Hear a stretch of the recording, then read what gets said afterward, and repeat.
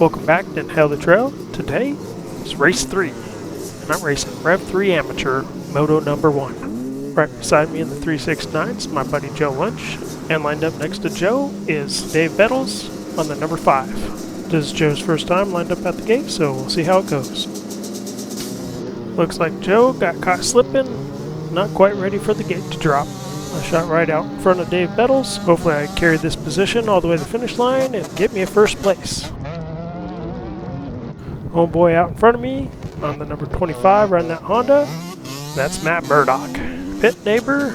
I normally park right across from where he parks his trailer, and he's been a real lifesaver. First race here, see, my generator battery was dead, and I had a really hard time starting my generator. My jumper cables usually reside in my truck, but obviously not when you need them, they don't. I definitely owe Matt a beer. Even though Matt's not in my class, I definitely want to try to pass him. Matt's bike's a little bit older than mine, so he rides Rev 2 Novice. He's definitely not making this easy for me. Track conditions today are actually really good. As you can see right there, that MX-14 had no problem gripping the surface and pulling up that front tire. The MX-14's on my CR250. Just got a new top end rebuild, new FMF pipe, and some V-Force reeds. She is ripping. I had a good tire contrast. I got off this bike and rode my veteran class on my CRF 250, and it has a MX-33 on it. The MX-14 tire is prime for Woodland. There's a reason for the new exhaust, and here's why.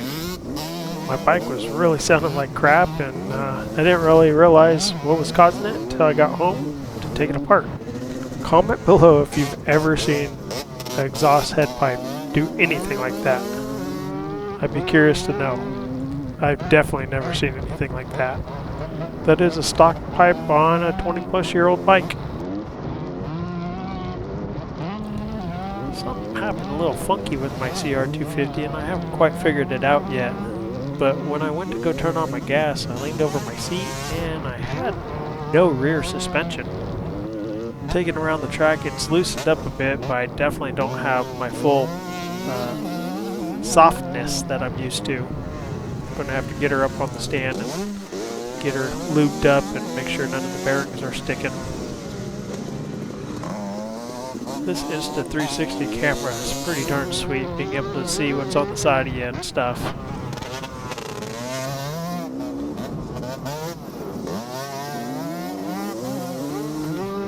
Looks like I got a little opening. Yeah, there we go. Take the inside line. Let's go!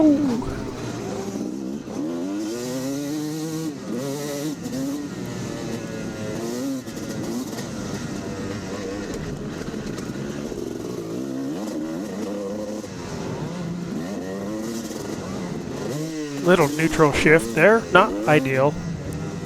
I do have a weighted flywheel on this bike. Maybe I ought to remove that guy, go back to standard flywheel weight. But the truth of the matter is the bike's definitely way above my skill level as far as its performance to my skill ratio.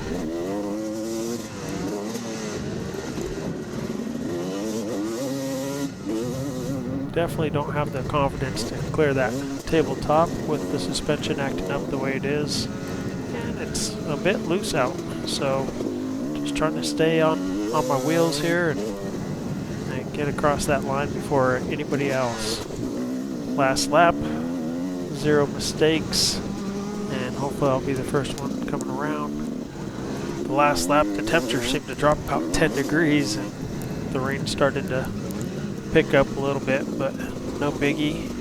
Still got a little bit of lead in front of these guys. The rider behind Matt, his name's Dominic. Man, I believe he's riding Rev 2 Amateur on a little CR80. That little bike rips. In our second moto, he and I have a pretty good battle going on. Stay tuned to watch that video. But let's see if I can maintain my front position for the rest of this race. A few more corners, I'll be home free.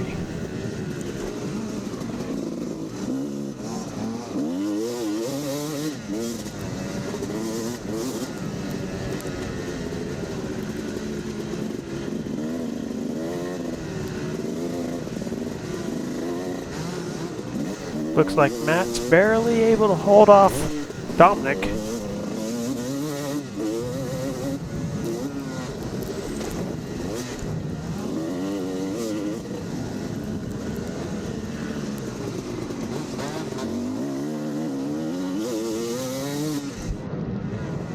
Yeah, boy, there it is, first place. Go ahead, like, subscribe, ring that bell, and we'll get back to you next time with Moto number 2, where we're dealing with a little bit worse dirt conditions and a little bit more rain. Until next time, pre-ride, re-ride, free ride.